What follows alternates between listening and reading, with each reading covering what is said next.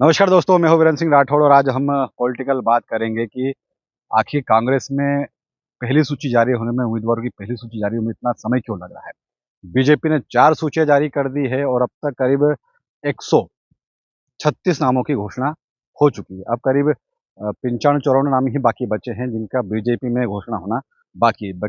जबकि कांग्रेस में अब तक पहली सूची भी नहीं आई है, जबकि चुनाव की तारीखों का ऐलान हो गया है। पहले ये कहा जा रहा था कि चुनाव के महीने भर पहले ही कांग्रेस अपनी पहली सूची जारी कर देगी।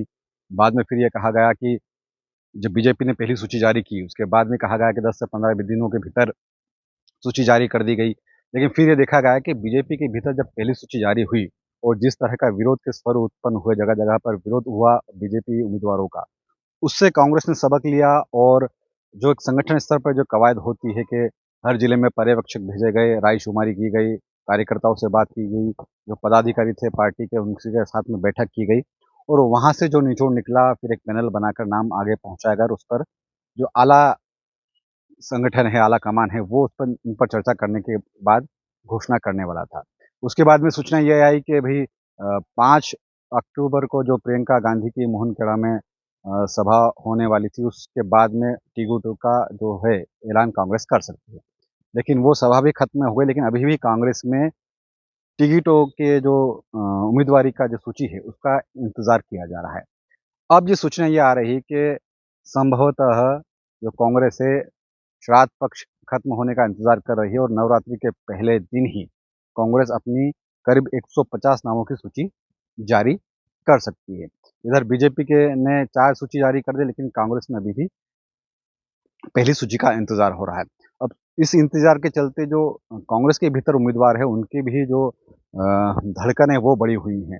सब अलग-अलग समर्थक के जो नेता हैं, उनके समर्थक अलग-अलग तरह के दावे कर रहे हैं। अगर झाबुआ विधानसभा सीट की बात करें, तो यहाँ से विक्रांत भूरिया उम्मीदवारी कर रहे हैं, जेवर मीणा उम्मीदवारी कर रहे हैं।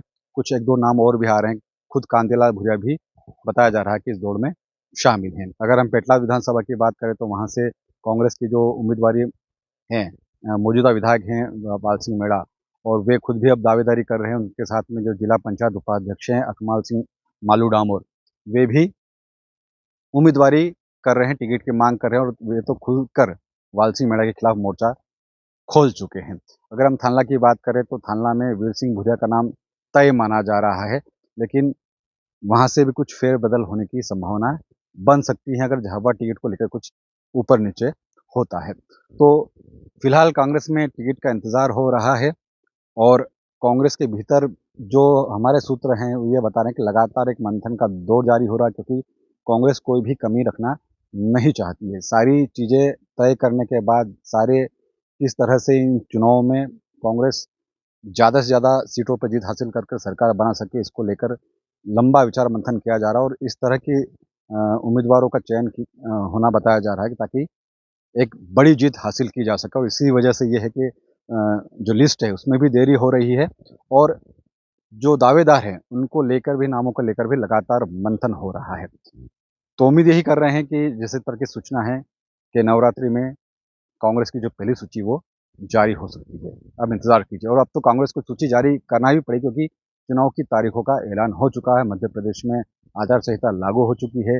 21 अक्टूबर से जो नोटिफ़िकेशन है वो जारी हो जाएगा। 30 अक्टूबर तक नामांकन भराए जाएँगे। उसके बाद में 2 नवंबर को नाम वापसी की तारीख भी तय हो गई है। तो ऐसे में अब कांग्रेस के ऊपर दबाव है कि वो जल्द से जल्द अपने जो उम्मीदवारों की सूची का ऐलान करें क्योंकि अब इसमें देर हुई तो उम्मीदवारों को तैयारी करने में काफ़ी कम समय मिलेगा।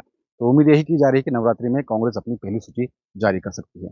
अगर आप हमें फेसबुक पर देख रहे हैं तो हमारे फेसबुक पेज को लाइक करें, फॉलो करें। अगर आप हमें यूट्यूब पर देख रहे हैं तो हमारे चैनल को लाइक करें, सब्सक्राइब करें।